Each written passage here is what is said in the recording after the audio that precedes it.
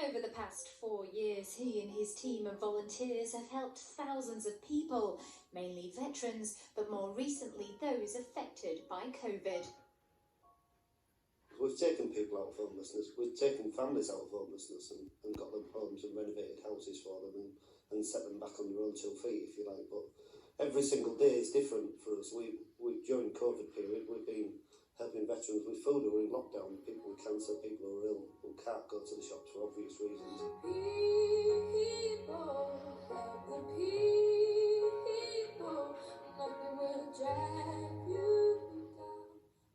Even soldiers on tour abroad have benefited from the charity's hard work.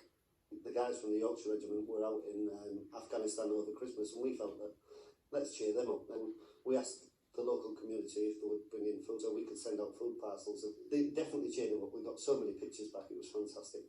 But with the highs comes the lows. Research shows leaving the forces without support can be detrimental to the serviceman or woman's mental health. After serving in the British military for many years, Paul left and ended up homeless for a period of time. You are on your own, basically, and that's the big struggle. That's the big one.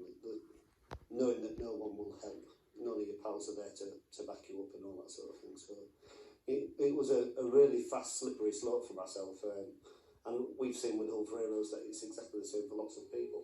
The 58-year-old managed to rebuild his life and find the strength to help others in similar situations.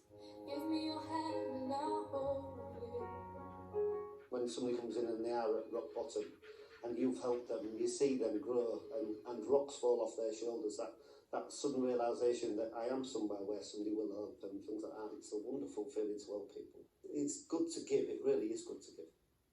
And Hull for Heroes is giving back on a massive scale, a whole village in fact, on a 22-acre site on the outskirts of Hull.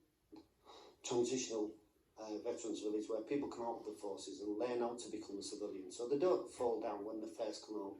They are guided through that process, so there's employment in there, there's everything, there's education, and it's all calming. And they're surrounded by like-minded people.